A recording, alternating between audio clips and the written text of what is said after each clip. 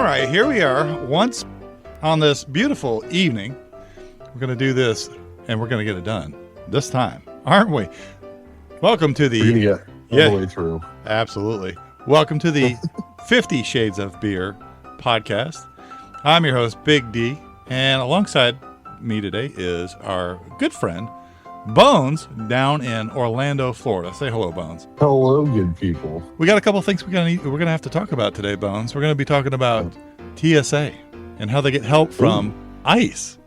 Not my favorite people. Not vanilla ice, but ice, baby. Well, it is getting close to summertime, so they might be running out. Well, that's true. That's true. We're going to talk about how they're making friends and pissing off the Democrats by helping people and being nice and, getting more efficient at the airport. We're also going to talk about, what are we going to talk about? We're going to talk about SCOTUS and their ruling on mail-in ballots. Because after all, there should be elections that are voted upon by people who are not dead. It's always fun, right? People that exist. Right. Not alien. E.T. cannot vote. He's an illegal alien. Starman. We all love Starman. But his ass is not an illegal, or he's an illegal alien. He can't, legally vote. Basically, if you're a character from Battlestar Galactica, no good. Right. If you have horns that come out of your backside and your ears, you can't vote. We're going to close this out with some odds and ends. We're going to talk about the 82nd Airborne deployment. It's always a good time, right? Yeah. They're sending them over to Carg Island to put the smackdown on some folks in the Strait of Hormuz. And again and again. We're going to probably send them over there many times. We're going to talk about Mark Wayne Mullen and his new digs over at the Department of Homeland Security. Kristi Noem is taken off and she's doing something else.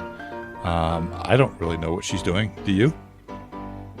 She's like the head of some new ambassadorial special envoy. Yeah, this sounds like something out of a Marvel movie. She's now the special envoy for the Shield of the Americas. Whatever the heck that is.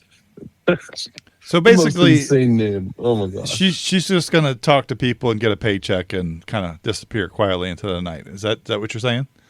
She's the most famous person from South Dakota ever, is what I'm saying. She's the first person I've actually seen from South Dakota, except for, my ride through South Dakota. I actually saw some South Dakotans, or Dakotans. Sorry, I'm going to get yelled at for pronouncing that wrong. Anyway, all 7 people that live there, yeah. Well, I don't know. I counted 8. Okay. And to finish the night off, we're going to discuss a little bit of Delta. Delta has decided to change things up, on how Congress people get through, to their flights. And we're going to get to the bottom of that and find out what kind of silliness is going on there. So what we're going to do, though, is we need to get back to, our first segment. Our first segment, we're going to talk about the wonderful world of TSA and how they are getting help from ICE. Now, here's what's going on. If you're not sure, ICE has been deployed to major airports. Chicago, D.C., I think Reagan and Dulles, as well as, Atlanta, L.A., and New York. Basically all your blue city airports, right? I think there's some at Orlando's airport too. Oh, here we go. We got Houston, Atlanta, New Orleans, and Philadelphia being the hardest hit. Well, fantastic. And why is that? Why does it seem to be in blue cities that they're sending all these agents to? Why not something like Minot, North Dakota? Well, there are a grand sum total of 64 people in North Dakota. So if they really need the ICE officers in the middle of the come on, man. Like you got like a few people that need to get on planes, but when you get to these bigger cities, it already takes a long time to get through the airport. So I'm kind of glad, Yeah, I mean, I get it. I just thought that Mayor of Chicago, Brandon Johnson, or Pritzker, governor would take care of Chicago's airports, and they wouldn't need it. They don't want them there anyway, right? So I I don't would know. assume they would have it. I would say I would just pull the ICE officers out of these blue states or whatever, and just let them suffer. Let them feel the wrath of their stupid and poor decisions. Well, they did that. Remember Trump 1.0? They did that in Minnesota, burned to the ground, and you had what's his face going around with shotguns and shooting people. And you remember that was a big mess. They tried that. It didn't work out too well. I mean, hey, Darwin was onto something. Okay, survival of the fittest works. Well, we learned that the hard way. Well, we didn't. People in Minnesota did, but did they though? No. Because now they have the highest concentration of Somali pirates out of anywhere in the entire United States, and one of the highest fraud numbers in the country right now, outside of California. Yeah, well, no, California beat. Let me tell you what, but $9 billion is where they're at, right? So yeah, that's and of course that's kind of gone away, thankfully, because of the the deal with Iran and the stuff going on at the airport and the shutdown. What's his face is probably doing some recovery efforts, trying to figure out all right, where do we go? Walls balls. He's probably trying to figure out what he's going to do now to save his own ass. But I'm sure we'll get back to him. What do you think? Or are you talking about like Gavin Newsom, the governor of California? No. Tim Walz, Minnesota. Remember he was in a microscope, and they were getting ready to rip him a new one. He's just about as effective as Joe Biden was in office. He's got his lieutenant governor doing everything for him because I haven't seen him in the media except to go and like complain about stuff. He doesn't actually bring any substance to anything that he says. It's just all complaining and whining. Exactly. He hasn't said anything too entirely brilliant as far as I'm concerned. And I don't mean to talk down about people because, it's stupid. You got these people from both sides of whether you're liberal or conservative. There's always somebody saying something negative about somebody else. And, politics aside, he could be conservative for all I care. He still sounds like an idiot just by the way he talks because he doesn't make any sense. He doesn't have any clear a point on anything. Kind of like the show is not much of a clear point. It's just, people drinking beer talking about a bunch of BS, right? Well, he really lost me when he was talking about his military service, and he claimed that he did all this wartime stuff. And, I gotta hand it to the guy. He spent 20 plus years in the Army, which is cool, but like he was caught lying about his military service in really big ways. And, even if you're the most upstanding guy in society, other than that, like you can't do that. People die in that uniform, and he spit on all those people. Well, he was in Tiananmen Square too. Remember that? Oh yeah, I bet he was on the beaches of Normandy right alongside him. Oh, I'm sure he was. He was in World War I, II, and III. III hasn't even happened yet, but he was there. We've derailed this conversation about TSA, kind of like Walz did with his career. But so here's the thing, though. The Democrats are using the uncomfort, or discomfort rather, at the airports to make everybody miserable and blame the Republicans, right? To not fund TSA agents, so much so that TSA agents are quitting and everything else like that.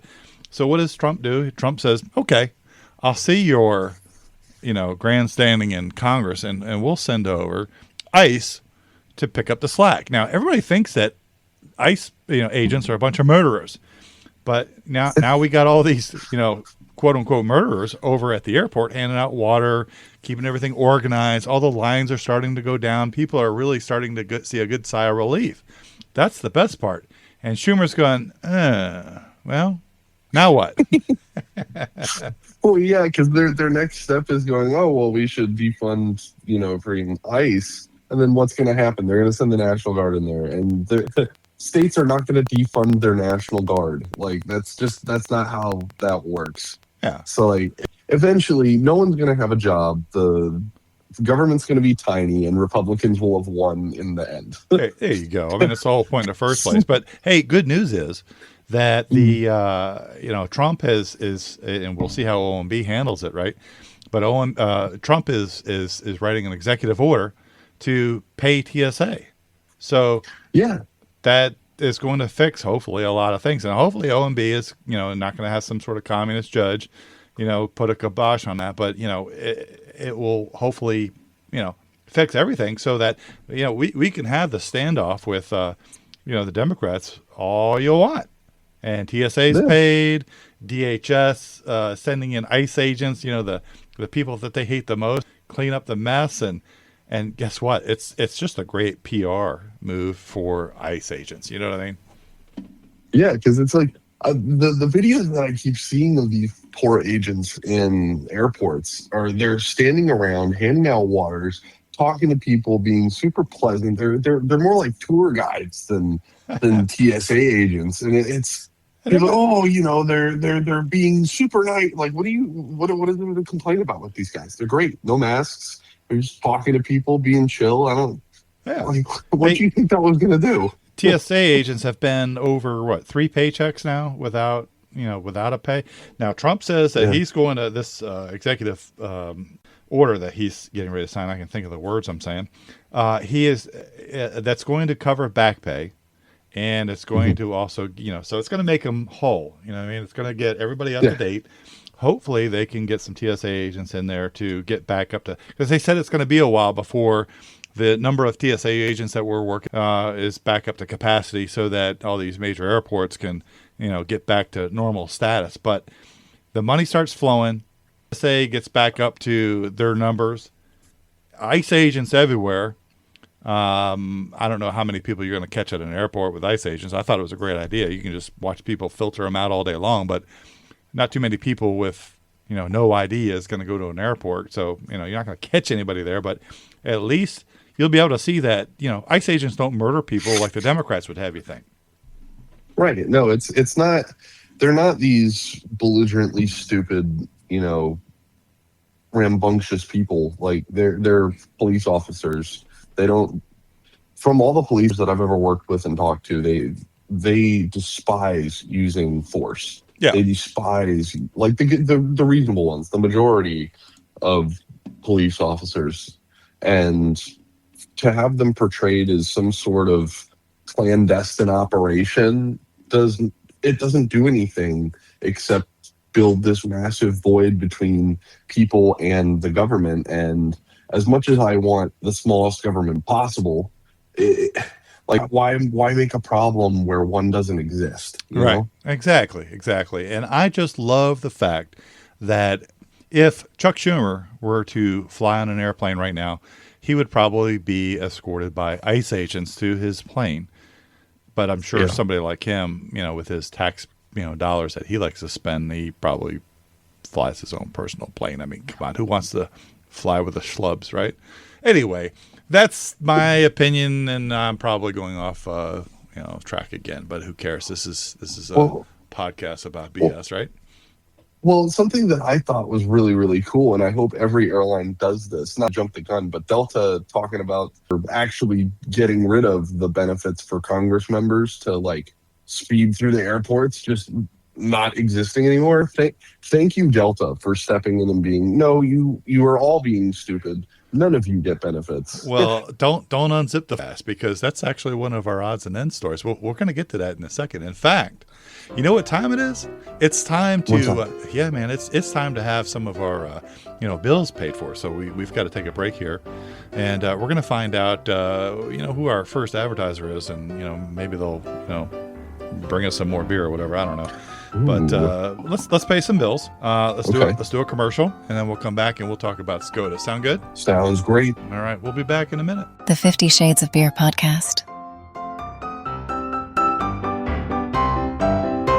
Looking for a gift that feels personal, beautiful, and a little magical? Discover Christina's Creations. At Christina's Creations, you'll find custom designed pieces made to reflect your style and personality. From candles, mugs, tote bags, journals, and sweatshirts, to blankets, pillows, and canvas art. The shop describes its products as unique creations crafted with love and creativity, with designs that lean whimsical, heartfelt, and nature inspired. Whether you're shopping for yourself or someone special, Christina's Creations offers charming artwork and gift ideas for everyday comfort, cozy spaces, and meaningful moments. And with a 30-day return policy shown right there on their website, you can shop with added confidence. So, if you want something more original than the big box gift, visit Christina's Creations today at her website, christinas-creations.shop. That's christinas-creations.shop.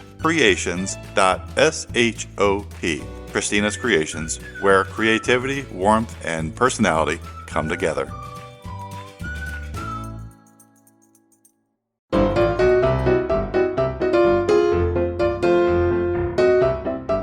Alrighty, I think we're back. Are we back? Are you back? I'm back. A beer though. You got another beer? All right. Well, you know what? We didn't talk about what we're drinking. I'm drinking a Belgian Belgian white. You know, the boring but simple. I had this the last episode, but what are you drinking? I'm drinking an American classic because of the buy one get one free deal. I got myself some PBR. Oh, there you go. With some olives and some onions and some maybe a little bit of grass, lemongrass too, right? Making a salad, my beer. What's happening right now? Well, speaking of salad, and I don't mean word salad, like what could have been our lady president. Could have been the most interesting president ever. Because the amount of press conferences I would be glued to the TV for. Oh my goodness. Maybe that's what we're missing out of. I mean, we'd all be in World War III by now, but SCOTUS. Okay. They are rewriting what's going to be happening as far as our the way we vote. So they're working towards getting rid of mail-in ballots. Now about mail-in ballots and how all they work, right? Oh yeah. All right. So usually what happens, especially during the Biden administration, people from the 19th century were voting, in our elections, missing people, the aliens that we were talking about from other planets, they were even voting too. In fact, Mark, from Mork and Mindy, he was voting, and so anyway, point is, that's Robin Williams from Beyond the Grave. Nanu, yeah, dead, right? Nanu, mofo. Right. But so, Gotcha. So what they're trying to do is they're trying to shape it so that mail-in ballots are no longer used. And that would big time shape midterms if they're able to get it, locked in and done. But definitely the 2028, elections there, too. So what's your make on that? What do you think? Is it a good thing or is it a bad thing? Well, the one thing I'd be careful about, if it were me enacting this policy, is I don't know that I've read it all the way down to figure out if members might not be able to vote this way anymore, because there are some military members that are stationed full time in places like the UK, or they're Marine security guards in Uganda or whatever. Let's say they're deployed, but now it's time to vote. We can't undeploy them to get them to vote, and I'd be really skeptical about something like that if it means that we also can't have our military members voting by mail because they don't have any other choice. Well, they're going to have exceptions. They did say that mail-in ballots will be able to be used by the military.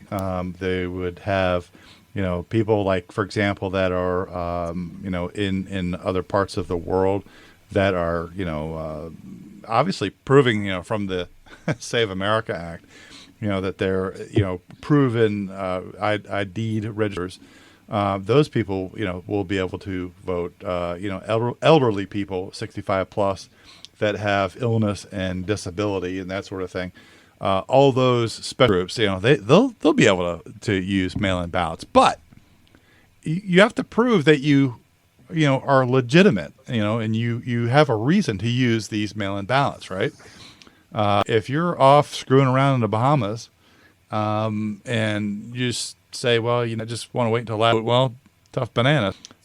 If you, shouldn't be here, maybe you jump the fence and say, hey, I don't want to vote, please. Well, no, I'm sorry, you can't.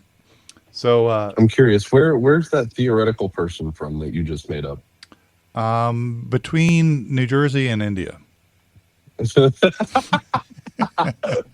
Perfect. That's what I imagine someone in New Jersey sounding like if they were Indian. That's a country called Jersindia. So Trenton? Yeah, pretty much. Southeast side of Trenton. Yeah, closer to the beach. Yeah. Right. So that's where that's going. I think it's great. I mean, mail-in ballots. I mean, it's obviously what we're trying to do here, or well, not we, but the Trump and his administration, royal we. The royal we, right? But they're trying to, obviously, with the Save America Act, A, let's make sure you can vote, and B, if you can vote, then get your arse up and go and vote. Why do you need to do a mail? I mean, tell me how mail-in ballots. Seriously, this is a direct question to you, Bones. How does using mail-in ballots, how is that going to be used without somebody using it in a nefarious way, like to cheat the system? Tell me. Right. Because that's what I was thinking a lot too when I was thinking about whether or not I would support removing the mail-in ballots. And I'm like, if we can't even control our in-person voting, like how are we going to be able to control the mail-in ballots? Right. With all this fraud that we had from 20 whatever Obama's first election was on, how are we going to mail in okay, Right. I can understand if you're like 80 and bedridden, you probably shouldn't be trying to go vote. But for most people, it's totally reasonable to go and vote. And some of the opposition is like, well, what about the farmers that are out in the fields? Okay, they have cars. Like, I'm sorry, but what are you talking about? There's the argument from women that have gotten married that obviously have, in most cases, they take their husband's name, right, their last name, and so they've had to change their name, and so there's a lot of people that complain that there's a hardship to show their paperwork, as a voter, when you have to go now and explain yourself as to why your last name was changed, and you have to connect all the dots. Now, I will say, I am a married, happy person, and Mrs. Big D, you know what she did? Took her all of 3 seconds. Yeah, it took her all of 3 seconds to gather her paperwork to go and vote and register when we went from one place to another, along the last 20 years. Every time we moved somewhere, it was not a big deal. It's called A, be organized, but B, if you're not organized, know where to call and get your information, get it right. It doesn't take that much. It's not a big deal. So if you are looking for a reason as to why this can't happen, sure, you can come up with ideas all day long saying, there's a reason why this can't happen, and this is BS. Oh yeah, no, totally. Like when I think about, especially the women argument, that's such a bad argument. Like, in order to get your ID in the first place, and with the name change, right, it's the same as any other name change. You're not special because you're a woman. You're not different because you're a woman. It's here's the papers, bring them to the courthouse. Bring them to the DMV, boom, it's on your driver's license. Like, in order to get the driver's license, you have to have had that paper at some point.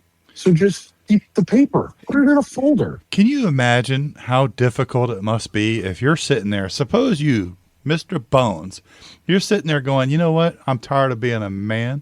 I want to be a female. And our current, culture that we live in, it's relatively easy for you to go and have your, man parts chopped off and put a dress on, some rouge, and you walk around and, by our political correctness, we're supposed to, say that it's okay and have some tolerance. And, you can, a lot of politicians would be okay with you playing, in female sports, right? So yeah, I mean, you could, but then, what kind of person are you? Well, but my point is how easy has our culture made it for you to make those decisions, get chopped off Winky, play in girl sports, and well, now you can be whoever you want to be, and it doesn't take that much. So my point is, if our society has made it so easy that a man can become a woman, and we have to accept it, well, at least they want you to accept it, and use pronouns and all that kind of stuff. Well, if it's that easy to point A to point B in that regard, why is it so difficult to figure out how to go and cast a ballot on site at a voting station? That is my argument. It's a rhetorical question, and it's so easy. A caveman can do it. And well, we're going to say hello to our next commercial. Don't you think we should pay the bills? We should find out. We should. Yeah. I think you should pay the bills. I'm the guest here. Well, that's true. Let's pay the bills, and let's come back and clean up with our odds and ends. The second deployment, Mark Wayne Muller, and the wonderfulness that Delta has done. What do you say? Should we take a break and come back? I'm sitting on the edge of my seat. All right. Raise your beer. We'll be back after these messages. Is there something you want discussed on the 50 Shades of Beer podcast? Let us know with an email, podcast@50shades.net. That's podcast@50shades.net.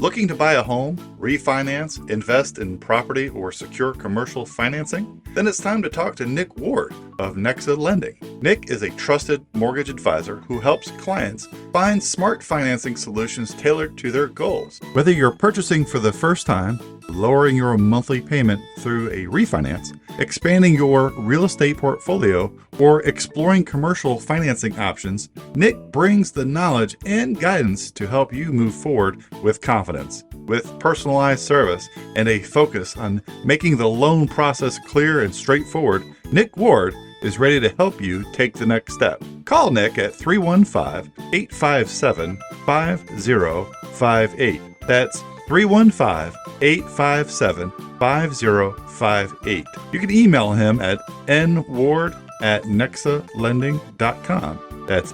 NWARD@nexalending.com.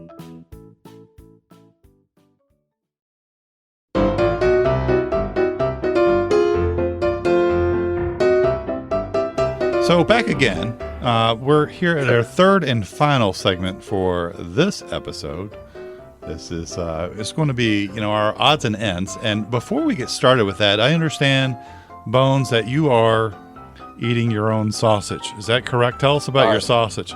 So I actually have these sausages pre-made for me. These are other people's sausages. I just had the opportunity to prepare them.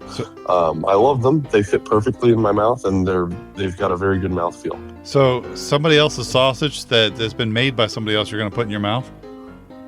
Absolutely. Okay, well, to each their own. Now, is there anything that you're going to put on it to help get in your mouth even a little bit better? What is that?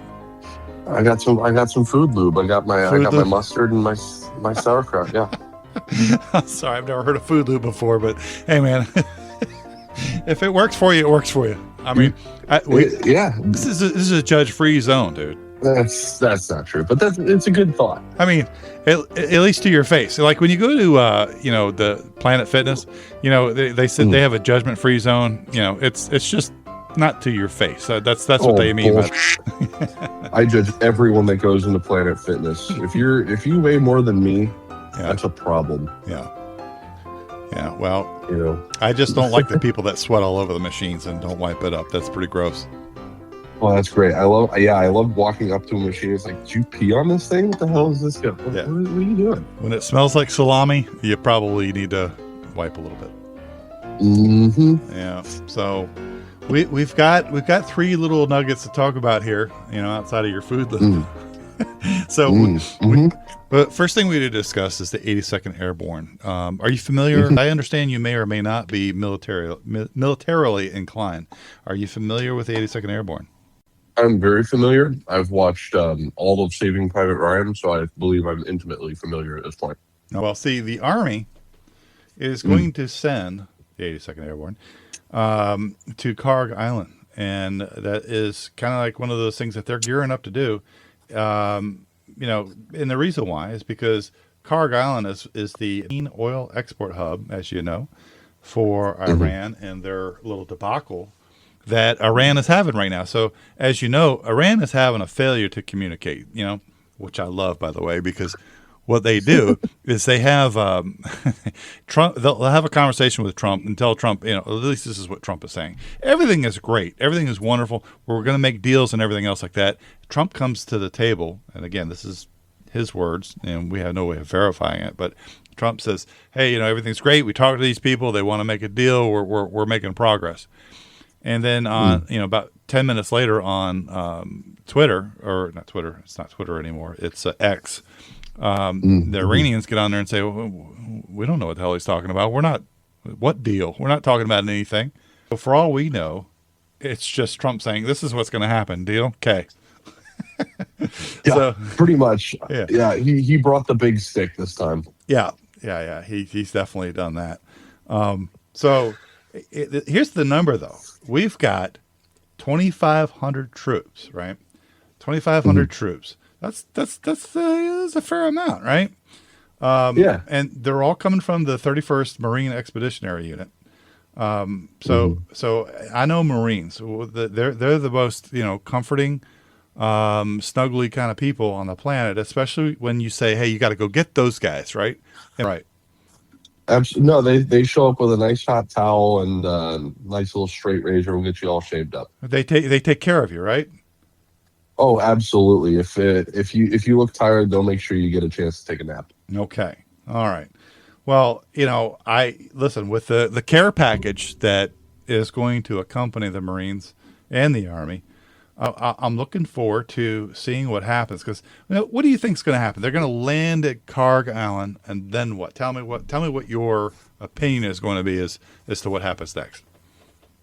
I think honestly, with the way Iran has been running and losing this war, is that nothing is going to happen. They're going to take a couple pot shots at the water, and they're going to go, "Oh, war crimes! The Marines shot back. The 82nd Airborne."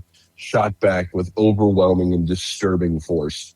It's been the same story the entire time during the Middle East, because what was basically happening the entire time in the Middle East was we were holding back. Yeah. And the people like to look at it and go, oh, it was this massive campaign. We lost thousands of Americans, and it was just bad all around. And I thought about it, and I was like, I wonder how many enemies were lost. So Americans lost 7,000 to 8,000. That's too many people. That's a lot of people. The terrorists, we were able to remove between 3 and 4 million terrorists. So I don't know who won that war numbers wise, but I have a feeling it was America. Yeah. So I think the same thing's going to happen again. And I hate to say it, but I know there's going to be more life lost, but it is what it is. There was a acronym that J.D. Vance used. No, Pete Hegseth. He said FAFO, and that has never been more true now, because we'll see plenty of bad actors try and get into the Strait of Hormuz, whether it be the Houthis or the Iranians or whoever wants to try and play games. And because Trump's now the president and he carries a very big stick, he will go, no, I don't think so, and beat them with a newspaper. Yeah. So I think we should send Chuck Schumer over there to just, bore them all to death. And, I don't know. Well, but that would be a war crime. That'd be genocide. We'd be like, oh, we can't take it anymore. No! Speaking about, people who would check the box. So Markway Mullen, right, shifting gears here a little bit, he's new over at Homeland Security. Kristi Noem has gone off, as we discussed earlier, to do greener pastures. But here's the thing. Markway Mullen, he won confirmation, 50-45 vote. All right, confirmed, good. Kristi Noem is out of there. He's 48 years old. He's still a young man yet, right? And here's the thing. What's his face? The moron from late night. What's his name? Jimmy Kimmel. Jimmy Kimmel. Thank you. He said that he's making jokes. He said that Mullen used to be a plumber and is now in charge of DHS, and he was going, I'm thinking to myself, well, making fun of plumbers or people in a trade, I mean, that's not cool. You know what I mean? That was stupid. First of all, Kimmel is a moron. He was great on the Man Show, and then he just turned into even more of an idiot. But not a derail. Mullen, he is an MMA guy, right? I would love for him to be, maybe guest appearance on Kimmel. That would be kind of cool. But could you imagine Dana White and he's like, "All right, boys, we're gonna have a SmackDown. Jimmy Kimmel and Mark Wayne Mullen in a cage." Right. Him and Rogan, double team and kick the hell out of him. And maybe it's the MMA fighters against the late night hosts. That would be awesome. Oh, that'd be great. And that'd be great. Like all the trash talkers from media against the people they talk trash about. Sure. Bring it, man. You got something, bring it. That's all I've got to say. But I think Mullen is probably going to be better suited for the job, just because Noam kind of came across as more of a cyborg. What I saw of her, and the way the public is shown how these politicians are could be different. But I've seen more access to Mullen, where he seems to be more of a deal maker between a bipartisan kind of approach, where Noam was just more of a get her done kind of, and that's what Trump was looking for, but probably just too much. Mullen seems like he's more of a deal maker. What do you think?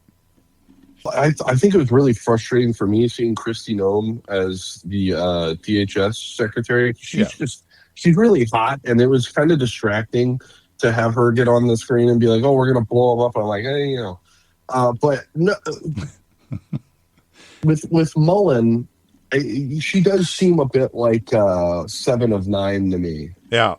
With Noem, sorry, she did seem a bit 7 of 9 to me. Yeah. And with Mullen, he just seems like a guy that's gonna kick teeth in. Yeah. Like there's no fussing about. There's no political agenda. And I honestly would have thought that he would have done better with the Democrats, because he checks all their little DEI boxes. He's a member of the Cherokee Nation, and he went to a little tiny liberal arts college, and he was poor for a lot of his life. So I don't know why he's not resonating with the same crowd that's like, oh, well, all the homeless deserve to be homed with random people. What I mean? I don't know. I just got to say that the dude's got his work cut out for him. I mean, good for him for taking over DHS. And Trump goes, yeah, not only are you taking over, but it's a big mess. Everybody's quitting. TSA has a big mess and funding issues and all that kind of stuff. But have fun. See you in a while. So yeah, good for him. I mean, but it's got to be a special kind of character for that. We wish Secretary Mullen all the luck in the world, and I hope it works out. So we'll see. Oh yeah, absolutely. This dude's great. Now I know you've been chomping at the bit because you brought it up earlier, a little teaser about Delta. Delta has changed gears. They're saying F politicians, and I don't mean F as in forget them. But they're basically saying, no, we're going to make you stand in line with everybody else. Now, how do you think that's going to fare? Tell me what you think. I think it's a really good nudge by private business to show Congress they need to stop being stupid. Yeah. Because when you have a Congress that is of 2 parties, let's be real, it's 2 parties. I know there's independents, like 2 of them, but with a 2-party system, it's both parties' fault. Right. Like at the end of the day, obviously, like there's someone that's more wrong than the other, but everyone in Congress is being stupid, they're being stubborn, and from what I've seen, the majority of effort to reopen the government has been in bad faith and is done. Right. There are some good faith arguments going on. We're seeing a couple bipartisan bills that are trying to get pushed through. But at the end of the day, if Congress can't figure it out and make it happen, they don't deserve their benefits. They don't deserve a paycheck either. I don't know why Congress is getting paid in the first place, but at least Delta, they saw it, didn't they? Us being the citizens. Now, do you think that other airlines will follow through, American and United, and all your big label ones. Or better yet, what about what is that? What's the yellow one? Spirit? Spirit, yeah, Spirit, the Carnival cruise line of the sky. No, they're the roller coasters of the air. Is that what it is? So they're in Frontier. They're two lovely airlines. Do you think that they're going to, I don't know anybody of any sort of high office is going to fly on either one of those airlines. But what do you think? Any other airlines going to follow suit? Nah, they only canceled that program because it was available to people other than the senators too. Because it's not only for congressmen. It's for people that pay a certain amount of money for their service, but it was mostly used by the Congress people. Right. So it's just a little bit of a virtue signal from Delta, which is getting tired of it. So because it was like a happy accident that now also the Congress people are going to be affected, that's why they were able to claim it. I doubt any other airline's going to do anything with that. Right. Well, that's a damn shame. I think what comes back to is the importance of, and of course that never will happen because it's like term limits for Congress. Congress is not going to shoot themselves in the foot. And when you say, all right, if you can't do your job and keep our country going, and you shut down, like we're doing right now in 42 days, whatever it is. If we're shut down and you're not going to take a paycheck, that's them shooting themselves in the foot, right? They're never going to do that, and they're never going to say, all right, well, we're only going to be in office for X number of years. They're not going to do that. It's a payday. It's ridiculous. You can get in 2 years and then get benefits in your family for the rest of your life as a congressperson. And if you can get elected, you're set. You're retired. Just 2 years, don't get censured, and you're fine. Yeah, and I wish it were a little bit more discerning than that, because I've seen a lot of bad faith actors in Congress, and I'm sure you have too. Yeah. From Bush Senior forward, and that's only because I haven't personally seen before Bush Senior. I'm a younger guy, but it just it shocks me that senators could be so calloused as to say, I need to feed my family. Then there's people in the government that they're responsible for that won't feed. Yeah. And when you have senators like Ted Cruz sending things to the accounting office in DC going, no, I don't want it until we can get this figured out, that makes me a little bit more inclined to believe in that person. Mm-hmm. So if you're a congressperson, you need to start, if you haven't already, deferring your paychecks. Like, this is ridiculous. Yeah. If we feel the pain as civilians that have no ability to make the changes that you can, you should feel it just as bad. Yeah, I'll hold my breath. I'm already turning purple. Anyway, severely baited. Yeah. No, and it's a good job. I mean, get into politics, man. I mean, you'll be set for life. And ask. I'm not going to say who, but one of our former presidents who used to fly around with some, kids, guys that play with kids on their private planes and private islands. It could be him or anybody else. Big Mike. Any of those people. It's just it can be a problem. But it's a good life. You can swing it. So by all means, if you want to run for office, do it, because you'll be set for life. On that note, we have reached the end. Believe that? It's been a good 30 minutes plus. And 30 minutes. 30 minutes just flies when you're having fun. Bones, been a pleasure having you on the show today. I hope you come back and see us in the future. Will you do that? Yeah, absolutely. Thanks for having me. Yeah, absolutely. Yeah, big time. Listen, don't put that sausage where it shouldn't be. Hope you enjoy it, but not so much that it offends people. All right. I'm gonna enjoy it as much as I want to. How about that? It's free country. You be you, boo. All right, man. Well, have a good one, and we'll see you, our audience. We'll see you next time, and be good and keep it real. Advertise with the 50 Shades of Beer podcast. Email us your business name, contact information, and a brief description of your business. podcast@50shades.net. That's podcast@50shades.net.